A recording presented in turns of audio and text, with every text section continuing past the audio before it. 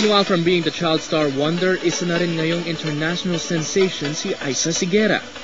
And during her contract signing with Star Records, they just can't help but be proud of Aiza, lalo na't nag-number 1 na ang kanyang latest album na Open Arms sa Singapore. On behalf of Star Records, we are proud and happy to announce that Aiza's international album, ito pong Open Arms, is number 1 in Singapore's chart ng jazz recording. So congratulations, Aiza. So the album is available sa Pan-Asia, Singapore, Indonesia, Malaysia, Hong Kong, and Japan.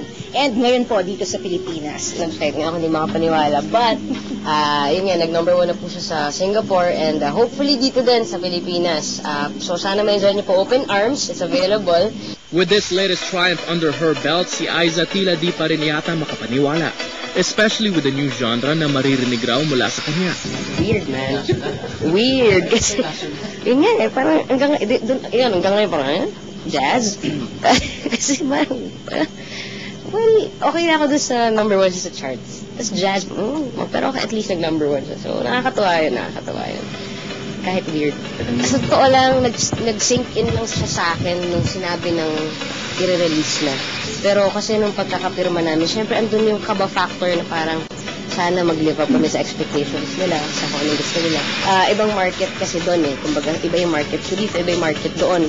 Number 1 na nga siya sa Singapore, but it seems si Aiza may ibang plans pa. Asian invasion na nga ba ito, Aiza? Actually, kasi since ilalabas din siya sa Japan, at sinasabi rin sa akin ng mga taga-SWEST, sabi nila kung willing daw ako matuto ng Chinese and Japanese, willing naman ako. Siyempre, kumbaga, I think it's one of the, yung mga kailangan mo rin gawin para din makapenetrate ka sa Asia. Kung kailangan gawin yun, game.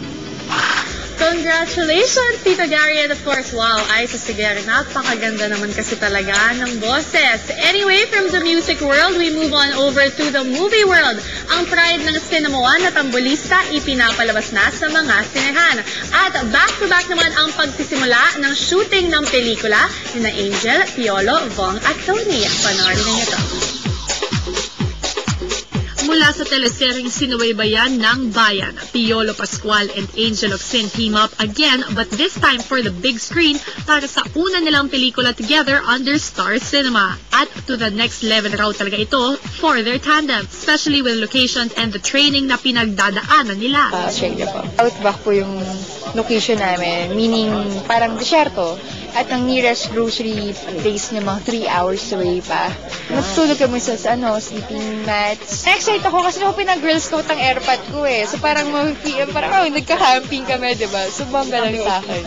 The trainings that we've had for more than a month, so far naman po, nagugustuhan ko naman yung pag-horse riding. And masakit at first, eventually, you get the hang of it. Na-enjoy ko siya. I feel na it's not just because of a role, but it's really something that I enjoy doing. We've seen them go sexy for Lobo, pero mas magiging daring pa raw sina Piolo and Angel for the movie. I think dalawa o yata kaming love scenes Yabang ko pa, nakapag-love scene na ako direct Siya, wala pa sa 10% yung ini-imagine ko Hindi, direct, grabe na yan. Hindi, wala pa sa 10% ko, okay. Pero syempre, tiwala ko. Direct Rory yan, diba? Direct Rory.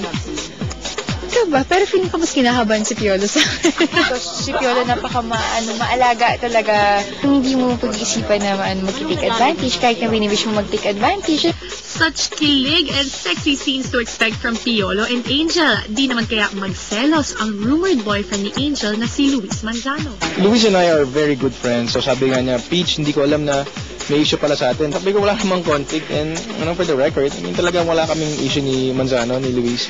Super close kami, especially sa ASAP. When you watch ASAP, talagang grabe kami maglokohan. And there's mutual respect. Wala talagang problema sa amin ni Luis. At si Luis agreed din with Piolo, walang selosan kay Angel and that everything's fine sa pagitan nila.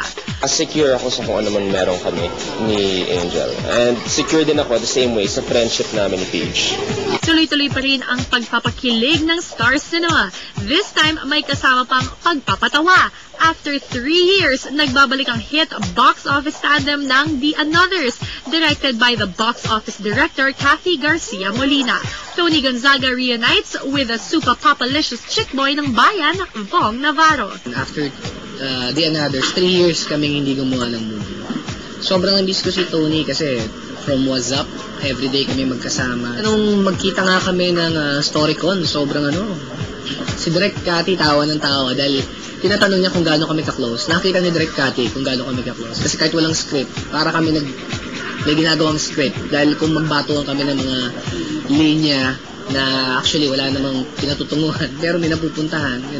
Moving on to the indie movie scene, after being recognized in different award-giving bodies and film festivals here and abroad, Tambulista's director Adolf Alex Jr. is full of pride for his masterpiece. Natuwa kami kasi nung ginawa naman namin to, gusto lang namin i-share yung story ng isang bata na gusto magkaroon ng drama. So, tapos ngayon, parang, it's been showing around the world, tapos nakakuha ka rin kami ng nomination sa Urian. So, actually, natuwa na kami for that. Later this year, merong sasali ulit yung Tambulista sa Bangkok International Film Festival. We have naman a vision for Cinema One, kaya gumagawa kami ng kakaibang content para sa industriya ng pelikulang Pilipino. Nood po kayo ng Tambulista showing sa Robinson's Galleria sa Indecine from August 27 to September 4. Isang fans day naman ang sinagawa ng Cinema One para kay John Lloyd Cruz at heto ang mga naging kaganapan. After the box office success of the movie A Very Special Love, John Lloyd Cruz took time off from his busy schedule para magpasalamat sa mga taong sumusuporta sa kanya, ang kanyang mga fans or rather, kaibigan. Sa pangunguna ng Cinema One, isang grand get-together para sa lahat ng supporters ni Lloydie ang ginawa sa Center Stage Family KTV and Resto Bar last August 26. Dubbed as a very special night with John Lloyd Cruz, dagsa ang naging pagdating ng mga kaibigan ni Lloydie. Actually, out of town ako, nasa Quezon, and nanonood lagi ako ng Cinema One. Tapos nakita ko, sabi ko, i-try ko kaya. Hindi ako nag-i-expect kasi baka at the end, hindi ako makuha. Pero yun, tumawag sila ng isang araw. So, nakuha ako. And ever since then, talaga fan na ako ni John Lloyd. At hindi lang yan, this girl even brought a special gift for her idol. Meron po akong dala, pinagawa ko pa. This is personalized? Yeah, personalized siya talaga. Ang laki-laki nga niya. At may pangalan. Yung picture namin ng ASAP. Tapos yung sa likod, Lloydie, yung birthday niya. Pinagawa ko pa. The event was made even more special sa pagdating ng katambal ni Lloydie sa pelikula. Walang iba kundi ang pop princess na si Sarah Geronimo na ni-request pa raw mismo ng mga fans ni Lloydie. When John Lloyd arrived at the venue, kitang-kita sa mga nandun ang saya at paghanga sa aktor. Good evening, everyone! Kamusta naman kayo so far? Kumain na kayo? Alright, that's good. Gusto ko talaga mangyari pag gawin na to.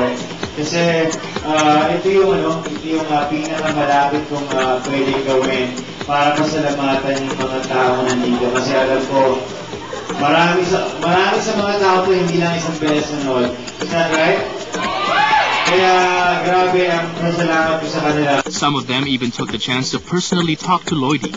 Natapos ang salo-salo ng masaya ang lahat, lalo na si Lloydie. Kaya sa mga artista yung magkaroon ng chance na yung ganito ka-intimate yung celebration. And coming from a good success ng pelikula, it's one way of thanking them na mas personal.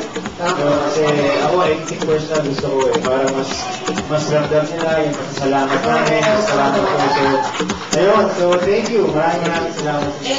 On TV now, talaga namang inaabangan na ang paglabas ni John Lloyd, Vong, Rufa at Jericho sa kanilang mga teleserye na talaga namang world-class. Panoorin ninyo. Dalawang world-class ang dating ngayon nasa TV Now. Namiss ng lahat ang pag-ate niya on TV and now Jericho is back doing what he does best. As he co-stars with Malaysian actress Carmen So sa Kahit Isang Saglit na malapit na nating mapanood. Shot in Malaysia and of course here in the Philippines, ito ang unang pagsabak